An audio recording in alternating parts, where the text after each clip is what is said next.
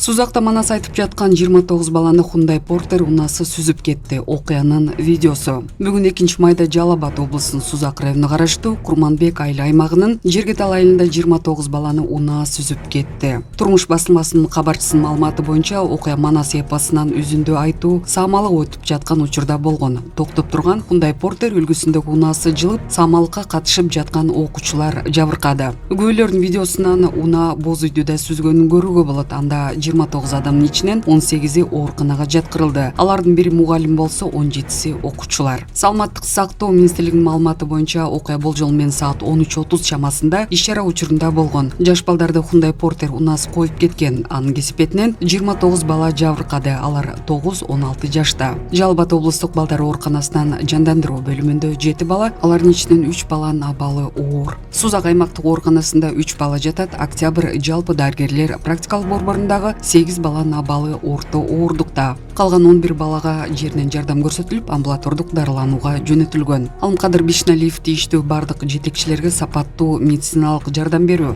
ошону менен бирге керектелүүчү дары-дармек жана медициналык буюмдар менен камсыз кылууну тапшырды деп айтылат маалыматта. Ал эми Жалал Абад облустук милициясы тастыктаган маалымат боюнча окуя Көгарт, Багыш айыл аймактарына караштуу мектеп окуучуларынын Манас эпосунан үзүндө айтуу учурунда болгон. Жергетал айылынын 1976-жылы туулган тургуну Ж.Б. аттуу жаран Hyundai Porter үлгүсүндөгү унаасын токтотуп койгон. Жеринен кокусунан автоунаасы жылып кетип, окуучуларды тебелеп кеткен. Бул маалымат Сузак райондук ички иштер башкармалыгына кокустук болуп катталып, алдын ала текшерүү иштери жүргүзүлүп жатат.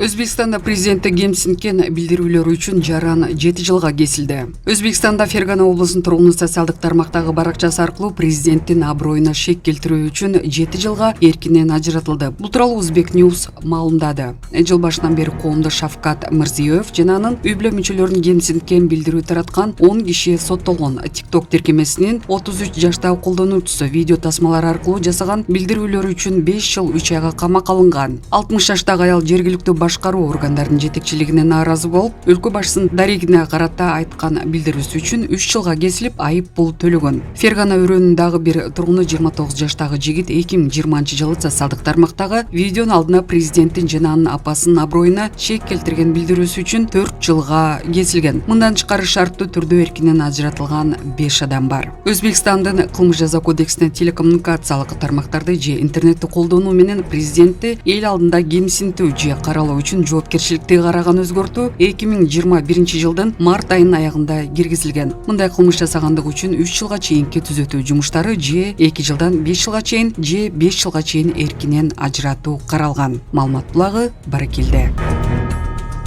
Эрдоган ислам дүйнөсүн Израилдин Газа тилкесине жасаган чабуулдарын токтотуу үчүн биригүүгө чакырды. Түркиянын президенти Реджеп Тайип Эрдоган Гамбиянын лидери Адама Барроу менен телефон аркылуу сүйлөштү. Түрк лидеринин басма сөз кызматынын маалыматына караганда, анда эки тараптуу карым-катнаштар Израилдин Палестинага кол салуулары жана Гамбияда боло турган ислам кызматташтык уюмунун саммити талкууланды. Президент Эрдоган Израилдин Газага жасаган кол салууларын токтотуу жана Бириккен Улуттар уюмунун резолюцияларын аткарылышын камсыз кылуу үчүн ислам дүйнөсүнүн биргелешип иштешинин маанилүүлүгүн баса белгиледи. Түрк лидери ислам кызматташтык уюмунун саммитиндеги сүйлөшүүлөр жана чечимдер жакшы максаттарга кызмат кылышын каалады. Ал ошондой эле жолугушууда Анкаранын тышкы иштер министри Хакан Фидан өкүлдүк кыла турганын айтты. Буга чейин Анкара эл аралык коомчулукка борбор шаары Чыгыш Иерусалим болгон көз карандысыз Палестина мамлекетин түзүү аркылуу Палестина-Израиль чатагын жөнгө салуу боюнча чараларды көрүүгө бир нече ирет кайрылган. Белгилей кетсек, ислам кызматташтык уюмунун 15-саммити Гамбиянын борбору Банжул шаарында 4-5 май күндөрү өтөт. Маалымат булагы Суперкежи.